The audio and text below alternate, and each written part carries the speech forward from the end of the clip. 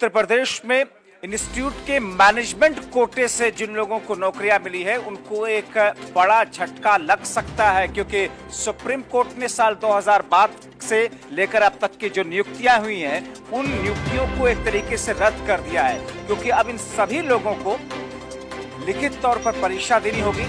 TGT उम्मीदवारों को परीक्षा देनी है, पीजीटी उम्मीदवारों का लिखित परीक्षा के बाद में इंटरव्यू होगा।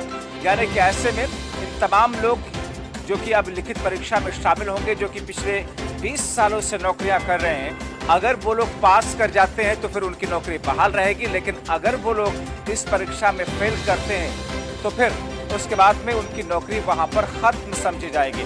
आइए सबसे पहले आपको सुनवाते हैं कि इस पूरी खबर को लेकर के जो बयान सामने आया। वही सब्जेक्ट पढ़ाएंगे जो एग्जाम में आ रहा है, इसलिए कोई अलग एग्जाम कराने की जरूरत नहीं है, तो औरों के साथ ही कॉम्पीट करेंगे। फिर इनको अब एक बात एक और है कि टीजीटी क्लास 10 तक वाले टीचर्स के लिए तो इंटरव्यू है, मगर क्लास 11 12 टीजी जिसको पीजीटी कहते हैं और या लेक्चरर्स कहते हैं, उनके लिए इंटरव्यू का प्रोविजन है। तो इंटरव्यू में कुछ वेटेज दिया जाएगा और जहां इंटरव्यू नहीं है टीजीटी में, वहां पर उसका कुछ प्रोविजन किया जाए कि टोटल मार्क्स में कैसे वेटेज दिया जाए। ये इनको रिलीफ है। और फाइनल सिलेक्शन होने के बाद इनका अपॉइंटमेंट जब से हुआ तब से रेगुलराइज्ड माने जाएंगे। ये दो रिलीफ दिए, एक वेटेज, एक रेगुलराइज्ड माने जाएंगे। तो 20 वर्षों से जो लोग नौकरियां कर रहे हैं उनके सामने एक तरह की तलवार लटक रही है, क्योंकि अगर वो लोग इस परीक्षा में पास नहीं कर पाते हैं, कामयाब नहीं हो पाते हैं, तो फिर क्या होगा। हमारे साथ इस वक्त अभ्यर्थियों की तरफ से जो अधिवक्ता है, वकील है राकेश मिश्रा, वो फोन लाइन के जरिए जुड़े हुए हैं। राकेश मिश्रा जी, आप इस स्थिति को कैसे देख रहे हैं सारे लोग, क्योंकि अगर लिखित परीक्षा में पास नहीं हुए तो फिर नौकरी से हाथ धोना पड़ेगा।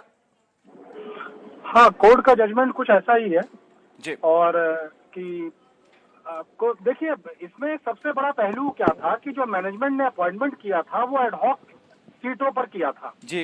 एडहॉक सीट मतलब कोई रिटायर हो रहा है तो उसकी खबर आपको बोर्ड को, जो सिलेक्शन बोर्ड है, उसको 1 साल पहले देनी थी, ताकि रिटायर होने के समय एक नया अपॉइंटी आ जाए।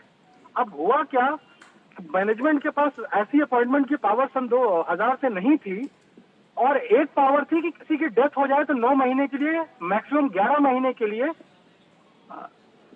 रख लिया जा सकता है किसी को। 16 कैपिटल 11 ये एक्ट है 1971 का, उसके तहत।